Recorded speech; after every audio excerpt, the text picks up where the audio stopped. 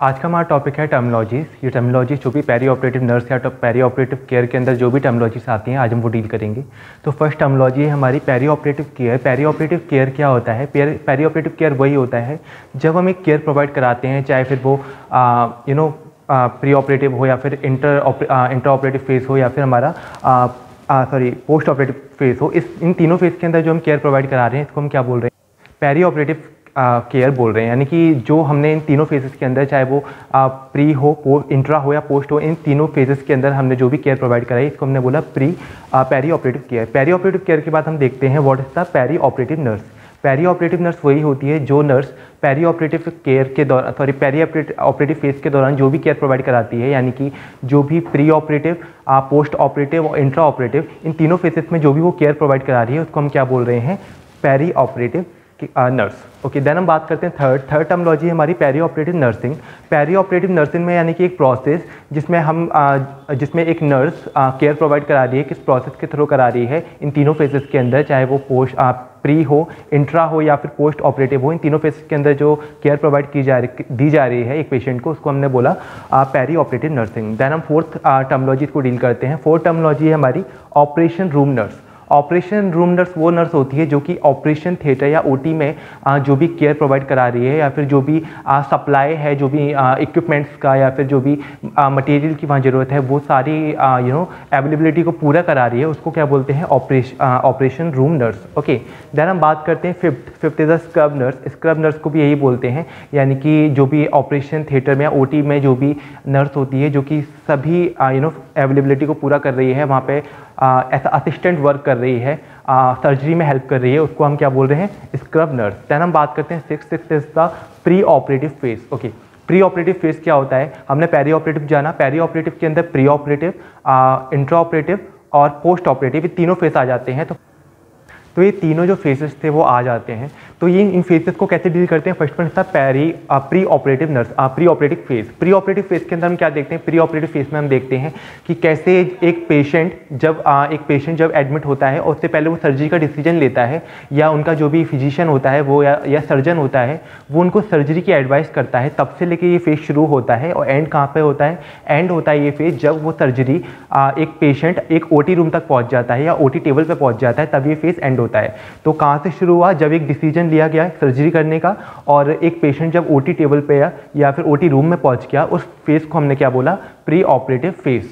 Okay, preoperative phase. Then हम बात करते हैं intra operative phase. Intra operative phase क्या था? यानी कि एक पेशेंट ओटी टेबल पे पहुंच चुका है, ओटी टेबल या ओटी रूम में पहुंच चुका है ऑपरेशन थिएटर में, वहां से लेके ये शुरू हुआ जब उसकी सर्जरी पूरी हो गई, पोस्ट एनेस्थीसिया वार्ड में एक पेशेंट शिफ्ट हो गया, उसको क्या बोला गया? Intra operative phase. यानी कि जो भी फेज था सर्जरी के दौरान, सर्जरी हुई उसके दौरान जो भी फेज था उसको उन्होंने क्या बोला? इंट्रा ऑपरेटिव या intraoperative phase. Okay, intra operative phase. Then हम बात करते हैं at is the post operative phase. Post operative phase में क्या होता है? एक पेशेंट जब पोस्ट एनेस्थीसिया वार्ड में शिफ्ट हो जाता है, यानी कि एक रिकवरी वार्ड में, और जब तक उसकी कंप्लीटली रिकवरी नहीं हो जाती है, उसके सारे कॉम्प्लिकेशन सॉल्व नहीं हो जाते हैं, उस फेज को उन्होंने क्या बोला? इसको बोला है इन्होंने पोस्ट ऑपरेटिव फेज। ओके, तो ये हमने फेसेस के बारे में डील किया। देन हम देखते हैं नर्सिंग प्रोसेस क्या होती है। नर्सिंग प्रोसेस के अंदर हम देखते हैं पूरा एक प्रोसेस होता है कि किस तरीके से हम एक पेशेंट को, जब वो आता है हॉस्पिटल सेटिंग के अंदर, किस तरीके से उसको असेसमेंट करना है, उसके बाद उसका डायग्नोसिस का पता लगाना है, गोल सेट करना है, प्लानिंग करनी है, इंटरवेंशन, और उसका जो रिजल्ट आएगा लास्ट में, ये जो पूरी प्रोसेस होती है ये आ जाती है नर्सिंग प्रोसेस के अंदर। देन हम देखते हैं एक्टमी। एक्टमी एक वर्ड है जिसको हम यूज़ करते हैं किसी भी चीज़ की रिमूवल के लिए, यानी किसी भी ऑर्गन के या किसी भी टिश्यू के रिमूवल को जब हम करते हैं तो उसमें एक्टमी वर्ड लगाते हैं। तो इसमें एक एग्जांपल दिया है, दैट्स फॉर द हाइस्टेक्टमी। ये जो हाइस्टेक्टमी होता है ये हम वर्ड यूज़ करते हैं यूट्रस के रिमूवल के लिए, तो दैट्स फॉर द एक्टमी वर्ड जो हम यूज़ करते हैं। देन हम देखते हैं सेकंड द ओरोफी। ओरोफी होता है किसी चीज़ के रिपेयर में हम जो यूज़ करते हैं, किसी भी ऑर्गन का डैमेज है उसका रिपेयर करना है तो हम ओरोफी का यूज़ करते हैं। जैसे प्लास्टी होता है, प्लास्टिक में लिखा हुआ है प्लास्टिक और रिपेयर ऑपरेशन। प्लास्टिक मतलब ये होता है जो भी हम प्लास्टिक सर्जरीज करते हैं किसी चीज़ को रिपेयर करने के लिए, जो भी ग्राफ्टिंग प्रोसीजर्स करते हैं, तो ऐसे ही ओरोफी होता है। ओरोफी हम रिपेयर के लिए यूज़ करते हैं। ओके, एग्जाम्पल दिया है इसमें पेरिनो ऑरफी, यानी कि रिपेयर ऑफ द पेरिनियम। जो पेरिनियम होता है उसके रिपेयर के लिए जो वर्ड यूज़ किया गया है, that's for the perineorrhaphy. Okay, then हम 12th टर्मोलॉजी को डील करते थे, दैट्स पता है स्कोपी। जो स्कोपी जो टर्म है वो हम यूज़ करते हैं किसी भी चीज़ को एग्जामिन करने के लिए, चाहे वो किसी भी इंस्ट्रूमेंट के द्वारा किया जाता है तो नाम बदल जाता है। जैसे कि इसमें हम सिस्टोस्कोपी का यूज़ कर रहे हैं, तो ये इसमें हम किस चीज़ का एग्जामिनेशन कर रहे हैं, इसमें हम जो भी ब्लैडर है, यूरिन ब्लैडर है, उसका हम एग्जामिन कर रहे हैं, तो इसलिए इसका नाम है सिस्टोस्कोपी। यानी कि एग्जामिनेशन के लिए जिस टूल का यूज़ किया गया उसमें जो वर्ड होता है एग्जामिनेशन, उसमें उसका मतलब होता है स्कोपी। ओके, देन हम देखते हैं 1330 द ओस्टमी।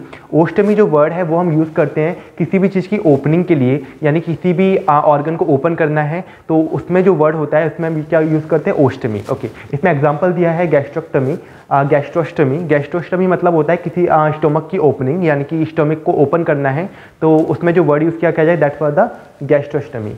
देन हम 14 देखते हैं, 14 द ओटोमी। ओटोमी जो वर्ड होता है, ओटोमी जो वर्ड है वो हम यूज़ करते हैं किसी चीज़ के इंसिशन के लिए, यानी किसी में एक इंसिशन कर रहे हैं, किसी में हल्का सा कट कर रहे हैं, इस वर्ड के लिए हम यूज़ करते हैं ओटोमी। इसमें एग्जांपल दिया है लैप्रोटोमी। लैप्रोटोमी जो वर्ड है वो हम यूज़ करते हैं एब्डोमिन के लिए। एब्डोमिन में जब इंसिशन किया जाता है या फिर एक कट किया जाता है उसको हम क्या बोलते हैं, लैप्रोटोमी या फिर ओटोमी।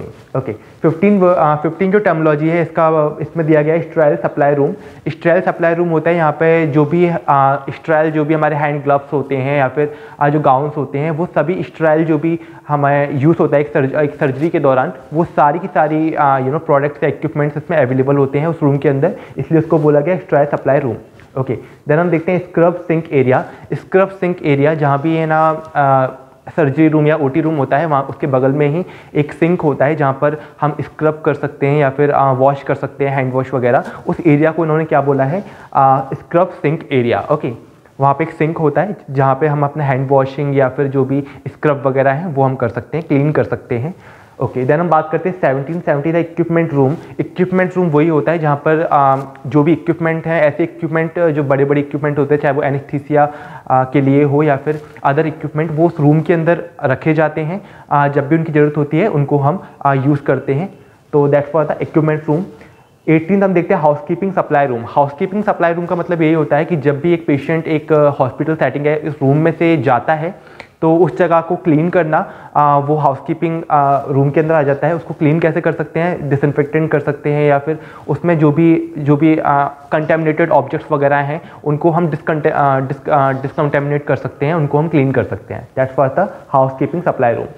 19 is the anaesthesia supply room. Anaesthesia supply room के अंदर क्या होता है, एनेस्थीसिया सप्लाई रूम के अंदर जो भी एनेस्थीसिया से रिलेटेड जो भी चीज़ें होती हैं, जो भी उसके अंदर इक्विपमेंट लगते हैं, चाहे वो कैथेटर हो, ब्लड यूरिन कैथेटर हो या फिर चाहे वो ग्लव्स वगैरह हो या फिर एनेस्थीसिया मेडिकेशन वगैरह हो, ये सब इस रूम के अंदर आ जाता है एनेस्थीसिया सप्लाई रूम के अंदर। देन हम 20 is sub sterile room. Sub sterile room के अंदर हम देखते हैं this room typically contain a refrigerator for small tissue, graft, medication and solution. यानी कि इस रूम के अंदर जो भी हम स्टेराइल इक्विपमेंट्स होते हैं वो तो होते हैं, साथ ही साथ एक रेफ्रिजरेटर होता है जिसके अंदर हम जो भी टिश्यू ग्राफ्ट वगैरह होते हैं उनको रखते हैं। हाँ, मेडिकेशंस होते हैं, जो भी सॉल्यूशंस होते हैं वो इस रूम के अंदर आ जाते हैं, जिसको हम बोल रहे हैं सब स्टेराइल रूम। देन हम पोस्ट एनेस्थीसिया केयर यूनिट के बारे में बात करेंगे। पोस्ट एनेस्थीसिया केयर यूनिट हमने देखा था कि जब एक पेशेंट सर्जरी के बाद सर्जरी हो जाती है उसके बाद उसको एनेस्थीसिया दिया जाता है जिससे उसको पेन ना हो, तो उस रूम में एक रूम में ट्रांसफ़र किया जाता है उस पेशेंट को, उसको उन्होंने क्या बोला है, पोस्ट एनेस्थीसिया केयर रूम। उसके अंदर जो भी रिकवरी होती है पेशेंट की वो इस रूम के अंदर की जाती है और जब तक उसकी रिकवरी नहीं हो जाती तब तक वो इस रूम में रहता है।